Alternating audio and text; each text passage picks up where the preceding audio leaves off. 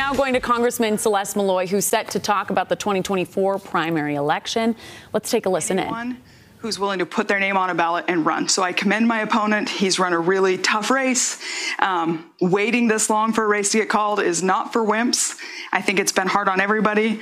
I hope he's having a rest. I hope I get a rest. I hope the voters get a rest. This is the 5th race I've run in a year. I know everybody's a little fatigued by politics. I'm glad to have some finality. I know we're in potential recount territory, but I don't anticipate that a recount will change the outcome. I have confidence in the county clerks and their teams and the way they've done their jobs, and I want to really thank them. Elections are hard on candidates, but they're also hard on the county clerks and on their staff and all the people who are suddenly under a microscope while they're trying to do their jobs. And at the end of the day, they just go back to doing their jobs. So thank you for the work that you've done. I know it's been a hard 2 weeks for everybody. And my sincerest, deepest gratitude to each and every one of my supporters. The fact that there are people who believe in me and share my vision for a better future has made this victory possible, not just by voting for me, but by keeping me going every day, getting on the flights back and forth, running 5 races in a year. I really think America's best days are still ahead. I'm excited to be in Congress right now. I'm excited to be in a Congress where there are so many possibilities and so much change happening. It's a tough time to be in Congress, but that's when the big things happen.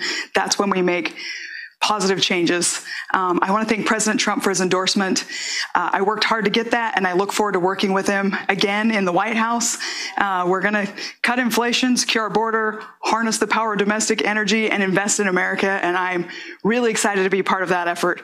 Thank you, President Trump. Thank you to all of the people who endorsed me. I had a lot of support from other members of Congress, from local elected officials. That's been overwhelming and absolutely wonderful. Primaries are tough. This is the 2nd one I've done in a year. I know from experience that it's really tough. You run against your own team and people choose sides and they work really hard and they're really passionate. And as soon as the primary is over, it's time for all of us to come back together and be on the same team. And I know that's a tough thing to do. But I just want to invite everyone back onto the team. If you're concerned, give me a call. I'm going to be showing up in your towns. I'm going to be working hard for you. I look forward to working with the entire Utah delegation to do things that are good for Utah. Let's come together as Republicans. Let's come together as Utahns. Republicans, let's work towards a victory in November. I would love to see us take back the Senate, hold the House, and have the White House and be able to get a lot of things done. And with that said, I'm happy to take questions if anybody has any. Hi, Representative Maloy. I have a question. So these aren't new issues, but your opponent, Colby Jenkins, here, I'll turn on my video here. All right, you just heard from Congresswoman Celeste Maloy. She was speaking a little bit on the 2024 primary election.